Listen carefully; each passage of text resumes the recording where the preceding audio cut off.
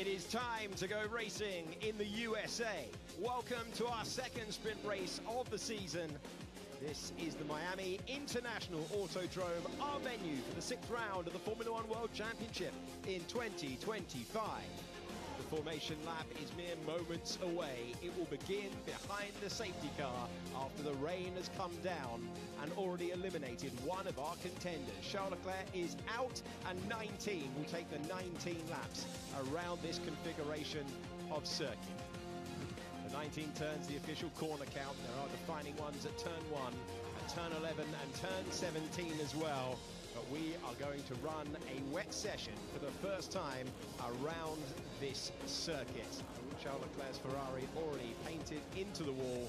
The drizzle still continuing to fall on those in the grandstands. And here's how they line up then, with Yuki Tsunoda in the Red Bull, starting from the pit lane. Oliver Behrman will be the last car on the grid. He's in 19th position. We'll move forward to Gabriel Bortoleto in 18th. He's next to Jack Doohan, who was furious with how Alpine conducted their qualifying yesterday. Lance Stroll is in 16th. Carlos Sainz had an error that left him in 15th position on the grid. And it's Liam Lawson in 14th. He's next to Pierre Gasly, who went out early and couldn't find the speed required. Esteban Ocon is in 12th, and Hulkenberg is the highest he's been on the Formula One grid at any point this year, with 11th. Next is Fernando Alonso. He's next to Isaac Hadjar, finds himself in the top 10 once again, chasing his 3rd point score in Formula One. Alex Albon is in 8th position. He's next to Ferrari's Lewis Hamilton, going from 6th. Should have been Charles Leclerc, but he found the barrier on the reconnaissance lap and is out. A DNS for him. George Russell is P5. And then it is Max Verstappen, the reigning world champion, from 4th. Lando Norris, the winner of the Grand Prix here last year, from 3rd. Oscar Piastri once again on the front row, but for the first time in his Formula One career, it's Kimi Antonelli leading the line in conditions that the Italian teenager absolutely adores. Antonelli, a wet weather master in the junior categories. But Jolyon Palmer, welcome to the main event. Welcome to the big leagues. Can he do it in Formula One? And wowee, the stakes have been raised today, not only for Antonelli, who will lead away in Formula One for the first time from the front, but also for the rest of the field. These guys, the championship contenders, 2nd, 3rd, 4th, and tenuously 5th as well, with George Russell at the moment, all in the chase. And a sprint race that should be sort of minor points differences suddenly has a load more jeopardy riding on it. We've seen it already with Charles Leclerc on the intermediates, just getting round to the grid, putting it in the barriers. Everyone has started this race on the intermediates, with the exception of Carlos Sainz, I believe, in the Williams, who's done something different on from 15th position, gone for the full wet, which is a gamble, a shot at nothing. And I think it's the only option, really. The track is going to be drying the whole way. Inters will get there, but it's going to be a slippery start. The formation lap is underway. We will be sprinting in Miami once again. We've had this format around this circuit in the past. Last year it was Max Verstappen who triumphed in the sprint race in the Grand Prix. It was Lando Norris, but the drivers will be learning more on this lap than they would do on most formation laps, Joe. Oh, absolutely. I mean, this is now the first foray on Inters for most of these drivers. Leclerc and Hamilton went round on the intermediates. Most then saw that go wrong and switched onto a full wet tyre to go round to the grid. The Inters, though, the reason Ferrari went for that risk was because it has to be the race tyre. Over 19 laps, there will be a crossover point where the Inter will be better. They just have to survive the early laps. And actually, Alex, looking at the track conditions down here at the Marina corners, not too bad. That's down at turn 7. And you can see the view of the 18-year-old, 18 years and 251 days on the day he took pole position, the youngest ever pole sitter in any race format, whether it be sprint, whether it be Grand Prix. No one has ever been that fast when they're that young and at the head of a Formula One field. He is pushing on. His pace dictated by the safety car. And this is just the formation lap, then a call for race control. They can do multiple laps behind the safety car if they deem that to be the right approach. They can go for a rolling start, or they can go for a standing start and let the drivers sort it out amongst themselves with that short run down to turn 1. And you can see even at reduced speed, there is spray being kicked up off the back of these cars. So when the safety car is released and we go racing at some point, the spray is going to be such a big factor for those further back. Overtaking, in theory, becomes easier. Anything can happen. Visibility even in P2 is terrible. And a big river in turn 10. Copy, Oscar, understood. But that's the reality, is the visibility becomes so difficult. So even if you can follow cars more closely, there'll be no DRS, and visibility, just seeing where you're going, can be a struggle. And that's Piastri, who starts second. He's only looking at the safety car and Kimi Antonelli. So we continue on, and we will have a second reconnaissance lap for the field. Visibility even in P2 is terrible. And a big river in turn 10. Copy, Oscar, understood.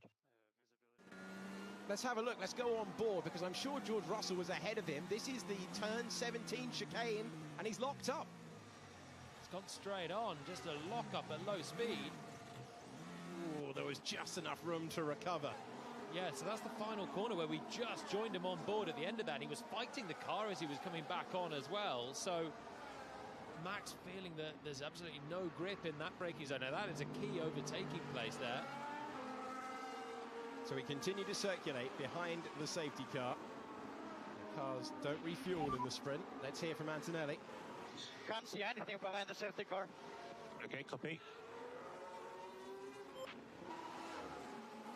You can see Max Verstappen trying to retake his place in the field. Which he can do, because Can't see anything behind the safety car. Okay, copy. his spot, which will be right there, and there he is, behind Lando Norris. So if you go off the road under full safety car conditions, then you can lose your ground, but under the formation lap there, he's able to return. The sun is shining a bit stronger, but the starting procedure has been suspended. We'll have a 10-minute reset. They have gone out behind the safety car, assessed conditions, and race control have deemed it too wet to race on the intermediate tyre. The red flag is officially out. We'll come back to the grid and we'll go again from the 10-minute marker. Yeah, I mean, this visibility is genuinely the worst I've ever had in a race car. Copy that.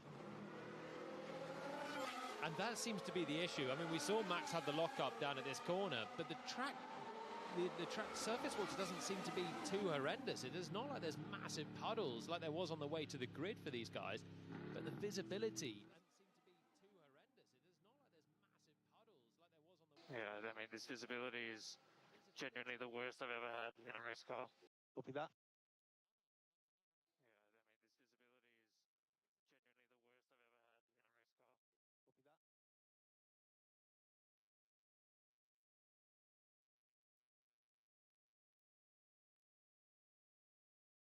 Even at reduced speed, and this is the visor cam that gives you an idea of what it looks like even at reduced speed. We come back to the pit lane under red flag conditions. We will line up in the order. Max Verstappen did regain his place in the field. I have a problem with my visor. I think all the water is going in between the tear-off. So the water can splodge between the tear-offs. You'll have a few tear-offs, maybe 3 or 4. Very thin plastic films that the drivers, most people I'm sure have watched the race before and seen the drivers flinging those tear-offs off to the side of the road, and it means that you then get your good visibility. I have a problem with my visor. I think all the water is going in between the tear-off.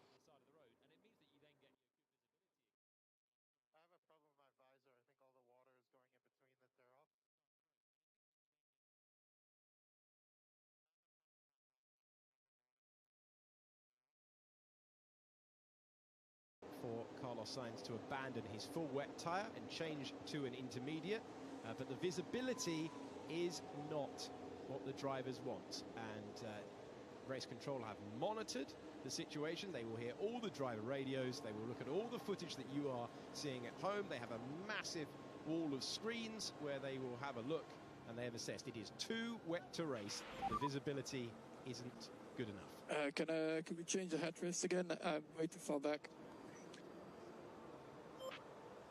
So the start procedure is suspended. Race control will restart that, and it will be 10 minutes until we get going again. So the drivers, the start procedure. Can we change the headrest again? I'm way too far back.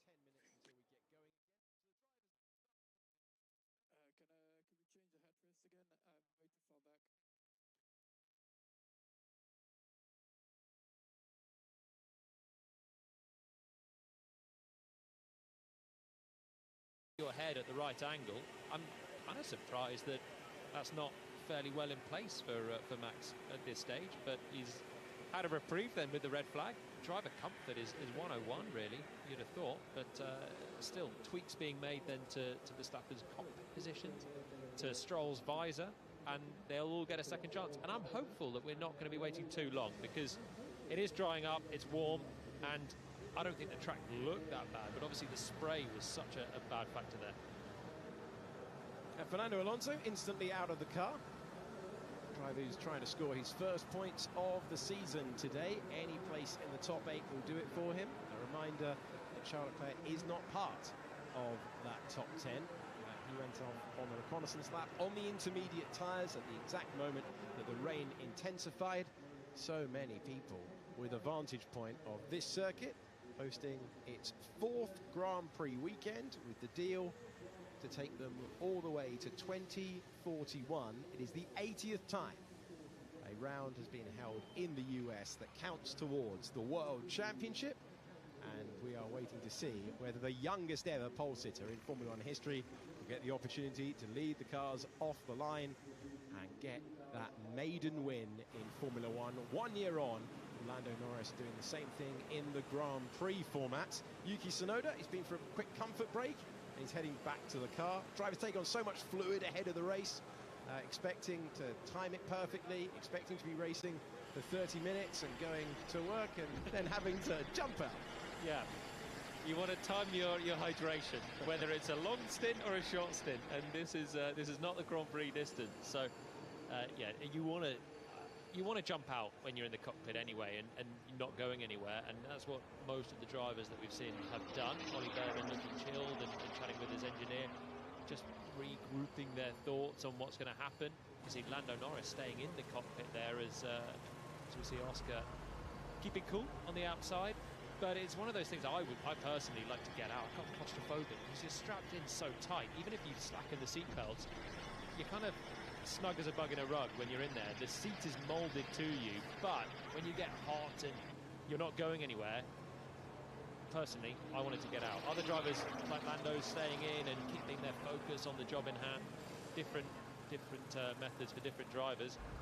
We see it from time to time. It's all about keeping the focus, because you're right, the hydration plans will have been tailored towards a 30-minute sprint race, but also all of your race prep as well. Your chats with your engineers. Hajar keeping cool in the garage now. You need to think about your setup, your balance. Can you tweak some front wing? There's not a lot you can do, but a bit of front wing angle could be changed. Your tyre choice obviously is a big one, and then regroup in your head what is going to be a difficult sprint race still. 18 laps now that we've had another one, but still long enough and complex around this circuit.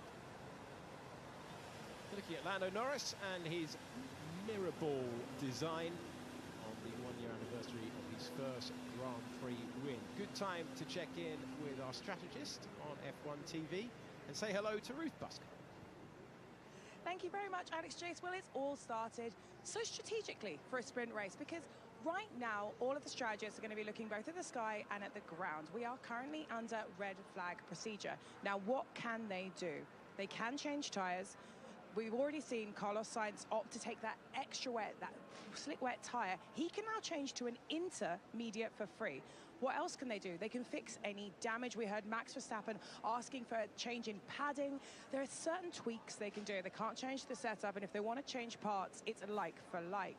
Now, strategy, it is constantly evolving. If we get a restart right now, looking at the ground, it's clearly intermediate conditions. It's actually stopped raining, and you can see just as my hair starts to frizz up in the humid heat, it's 32 degrees track temperature. It's 24 ambient. It was the spray that was the issue there. So as soon as we get full racing out on that sprint lap, it is going to dry up very, very quickly. if we don't get any more rain, currently there's nothing predicted for at least the next 30 minutes on the radar. We could even see some slick running, but everything changes down here in the 305. Thank you, Ruth. Appreciate that update down from the paddock. This is a race where the opportunity to try something different for those outside of the top 8 positions will be sizable. But we've had a pretty dramatic start before we even got going. We've just seen Lewis Hamilton. We now look at Fred Vasseur, but we've only got one Ferrari, Jolien, waiting for the start. Charles Leclerc never made it round to the grid, and that's because he has this moment here, just aquaplaning, where the intermediate tyres he was on didn't cut through the water, and there's just too much water there. It's actually lifted the car as he swept through the high-speed turn there at turn 10, building the speed, flattered into the barriers, and did enough damage there to the right-hand side that he couldn't make it back round. And that's a big shame for him, because if he had just made it in some form, they'd have had a lot more time to work on the car, but it wasn't to be for Charles. He was one of the first cars out of the pit lane, went for the intermediate tyres. There might be a few watching at home questioning why they went for the inters. Tell us why the team would want to use that tyre in that condition. Well, because look, on the face of it, it looks ridiculous. You know, the conditions were so bad, and Charles just, through no lack of skill, just found the barriers. But the logic was there in some way for Ferrari, because as we've just seen, 19 or 18 cars then started that sprint on an intermediate tyre. So even though the conditions are still really wet to the point that we can't run the race, the intermediate tyre is going to be the race tyre, because over the course of 19 or 18 laps, the track will dry and it will become too wet for the wet tyre. So you want to learn on the intermediates on the way around to the grid. And on top of that, Ferrari, when they released Charles, the conditions weren't as abhorrent as 30 seconds later when the deluge came. So that's the logic for Ferrari, sending their car on intermediates. They sent Lewis out on inters as well. He managed to make it round. It's up to the driver then to feel the lack of grip and go as slow as possible and get it back.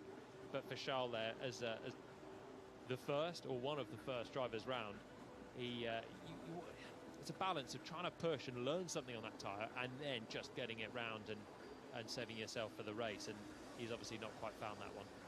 You're listening to Jolien Palmer, who was racing in Formula 1 in 2016 and 2017. I'm Alex Jakes. Wherever you are watching this one, wonderful to have your company. We are going to get the second sprint race of the season underway as quickly as we can. Procedures going on down in the pit lane. They're lined up in order. A reminder for you, we saw that dramatic moment with Charles Leclerc. He is out. We saw Max Verstappen locking up and going deep at turn 17. He was able to retake his place in the queue because we had not started the race. The 1 hour clock did not start ticking. You're looking at the Hard Rock Stadium. It is the home of the Miami Dolphins, and it provides our site. And it's a great paddock, isn't it? It's a fantastic place for the teams to work on the pitch of what is normally an NFL team, and providing us with a fantastic paddock at this racetrack. We're looking down into the pit lane, and race control ticking through the sectors. The track sweeper out there at the moment, but we're still waiting, just like Fernando Alonso is down in the pit lane. I'm hoping that it's not going to be too much longer. It is warm, as we heard from Ruth. The temperature is actually high, the track temperature as well. You can see the drivers actually trying to cool themselves down. It's not like a soggy Spa day where getting tyre temperature into your intermediates is a big issue. It's very different. It was just an intense downpour, and now the track is drying and the sweepers are out, so it is really going to be it's certainly not full wet territory anymore. I think science will revert that decision and go for an intermediate when we get going.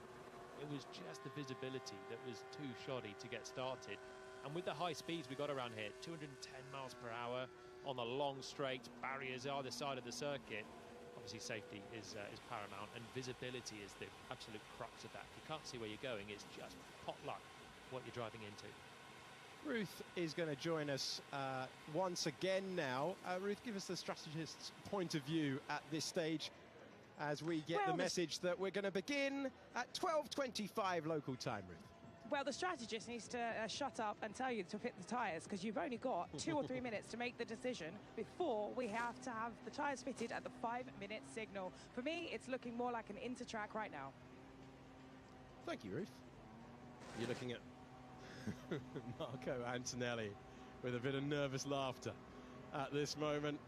The father and son combination that have found their way from the junior categories, all the way from go-karting up the ladder to pole position for a sprint race, as Carlos Sainz looks at what the surface holds, and I imagine changes his tyres. I like that. I like the old-fashioned go and have a look at the track, and then they've not driven on it now for 10 minutes. And has it cleared in this temperature? Carlos was the driver that was on the wet tyre. Surely he has to revert now to inters. It's tempting to gamble it if you're a faster car out of position. He was disappointed with his qualifying yesterday. He starts 15th, which immediately becomes 14th with no Charles Leclerc. You think, how am I going to come through in 18 laps? Gamble right, and I can do something heroic, but I think the gamble has sort of gone away now with this added delay. Looking at race control, taking the decisions. Safety paramount for Formula One, and that is the key concern for all those working in race control. There's a lot of people who put the work in. Rui Marquez is the race director, a position that he assumed last year. And Rose was meant to be waving the checkered flag. So a big role to perform. And we've knocked 3 minutes off the clock. We're going to delay it by 3 further minutes. It's 12:28. So the sprint was due, so the message was sprint to start, but they've reset basically because that wasn't the full 10-minute warning. So they've reset it. It's going to be 12:28 local time. And if you are watching this on catch-up, you can skip ahead 10 minutes because that's when we'll be back underway. You are watching F1 TV live around the world. This is Miami Gardens in Florida.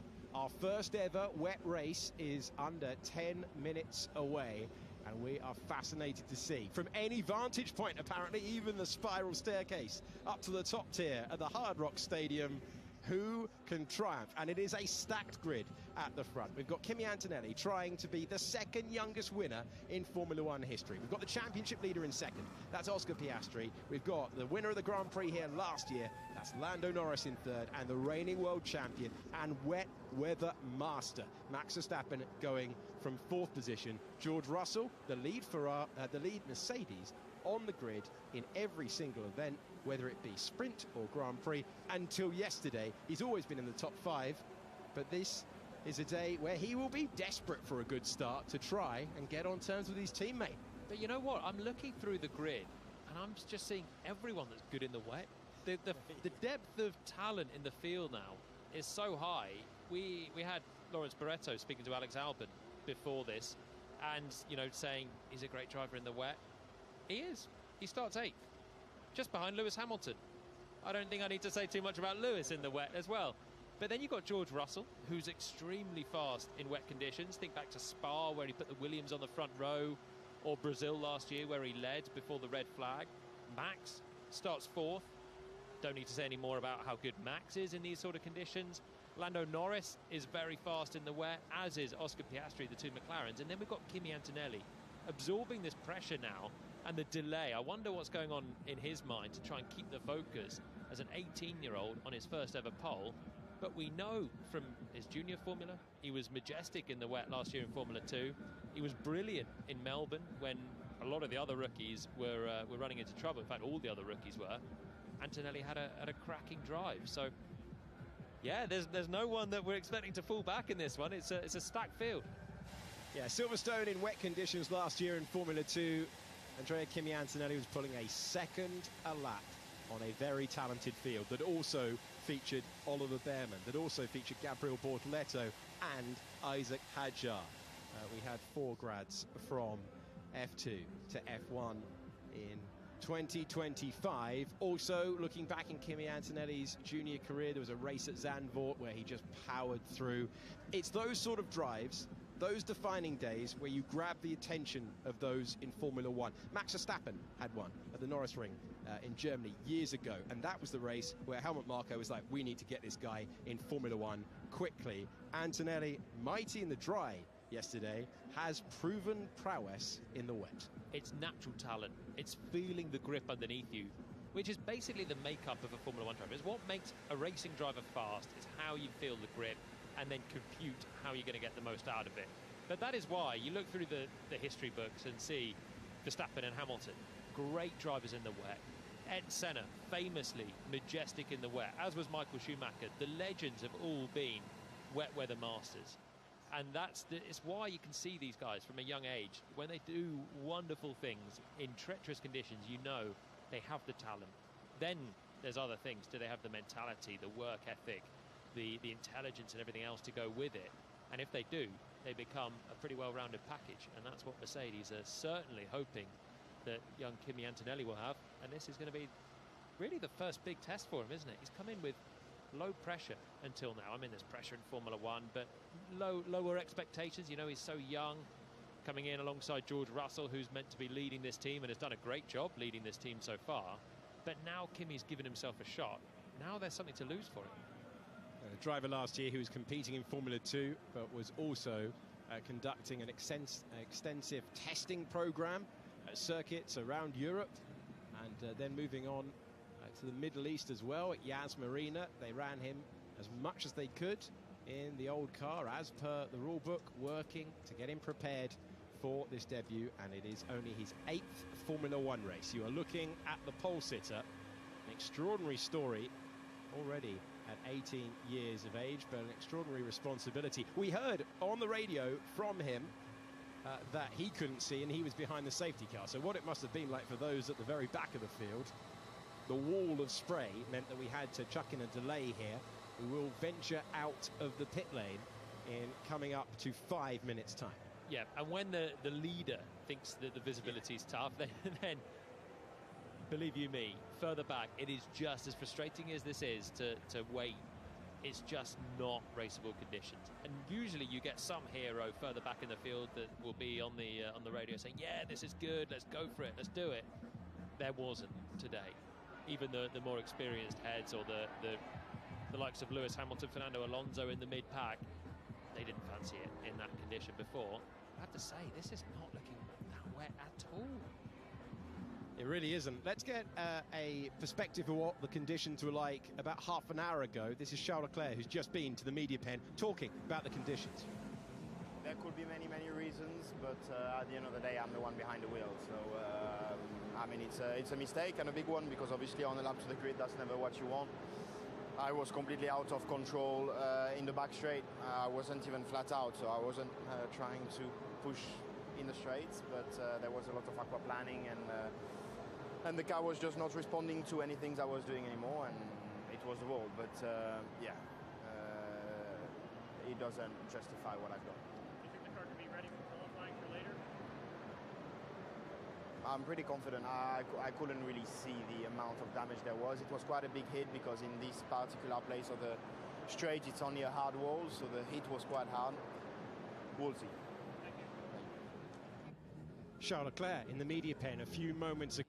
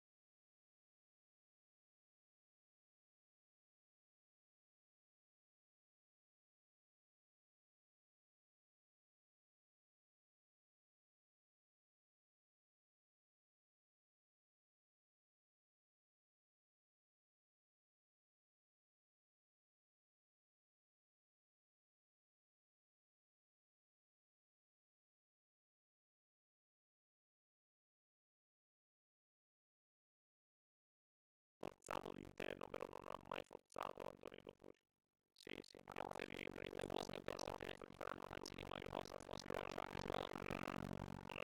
Clear in formation, the safety car will peel away, and Norris fast will take it to the line once again in Miami. There will be so many fans around, there will be celebrating once more. It's been wet, it's been dry, we've had pit stops in a sprint race that have affected